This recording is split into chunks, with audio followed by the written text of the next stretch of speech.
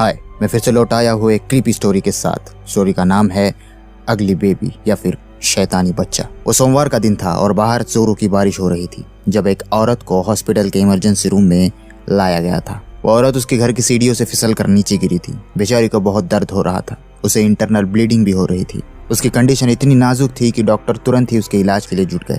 उस औरत को पता था कि वो अब धीरे धीरे मौत के आगोश में जा रही है, लेकिन वो चाहती थी कि उसकी बच्चे की जान बच जाए। डॉक्टर ने उस औरत को बचाने की बहुत कोशिश की, लेकिन उसे बचा नहीं पाए। उसके बाद में डॉक्टर ने उसके पेट को फाड़कर उसके पेट से बच्चे को बाहर निकाला।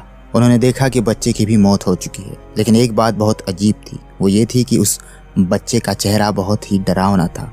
उसके चेहरे पर बूढ़े आदमी जैसी झुर्रियां बनी हुई थी। उसके पूरे शरीर का रंग ग्रेइश पर्पल कलर का था। उसका सिर किसी एलियन जैसा दिखाई देता था और वो बच्चा देखने में बहुत डरावना था। वो बच्चा इतना डरावना दिखता था कि पूरे हॉस्पिटल की नर्स और बाकी के स्टाफ उसी बच्चे के बारे में चर्चा कर रहे थे। आज से पहले इस हॉस्पिटल में उन्होंने ऐसा बच्चा कभी भी नहीं देखा था। बच्चा तो अब मर चुका था, तो नर्स ने उस बच्चे को उठाया और दूसरे रूम में जाकर पालने में रख दिया। इसके बाद से उस बच्चे के बारे में चर्चा होने लगी। हॉस्पिटल में मौजूद दो नर्स ने सोचा कि वो खुद उस बच्चे को जाकर देखा है। अब दोनों नर्स हॉस्पिटल के उस रूम की ओर बढ़ने लगी। उन्होंने रूम का दरवाजा खोला। अंदर जाकर उस बच्चे को जैसे ही देखा, उन्होंने अपनी नजरें घुमा ली। उन्हें उस बच्चे को देखने की हिम्मत तक नहीं हो रही थी।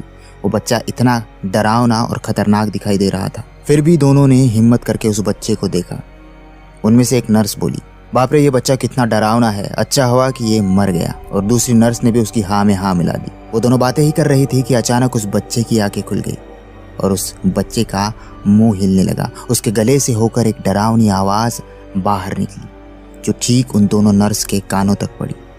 उस बच्चे ने कहा कि भले ही मैं भद्दा और डरावना हूँ, लेकिन इससे भी डरावनी चीज तुम दोनों के साथ गुरुवार की दोपहर ठीक 3 बजे होने वाली है। और इतना बोलकर वो बच्चा मौत की आगोश में फिर से सो गया। उस बच्चे का बोला हुआ एक एक शब्द दोनों नर्स की कानों में पड़ा था, और जो भी उन्होंने अभी अपनी आंखों से देखा था, उसे देखकर वो दोनों की दोनों बहुत डर गई थी और डरते और चिल्लाते हुए उस रूम से बाहर की ओर भागी। उनकी आवाज सुनकर बाकी के स्टाफ मेंबर्स भी वहां पर जमा हो गए। उन्होंने उन दोनों को पानी पिलाकर शांत किया, और जब उन दोनों ने सभी को उस रूम में उनके साथ क्या हुआ था इस बारे में बताया, तो किसी ने भी उन पर विश्वास नहीं किया।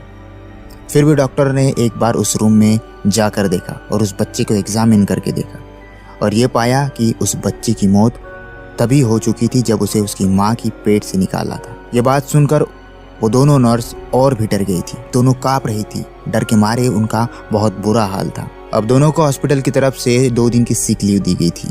जब 2 दिन बाद दोनों नर्स वापस अपने काम पर लौटी, कुछ ही घंटों के बाद एक रूम में सिलेंडर में ब्लास्ट हो गया और उसमें दोनों की मौत हो गई। दिन था गुरुवार और समय था दोपहर के 3 बजे, ठीक उस बच्चे के कहे मुताबिक। और यहाँ पर एक क्रीपी स्टोरी एंड होती है।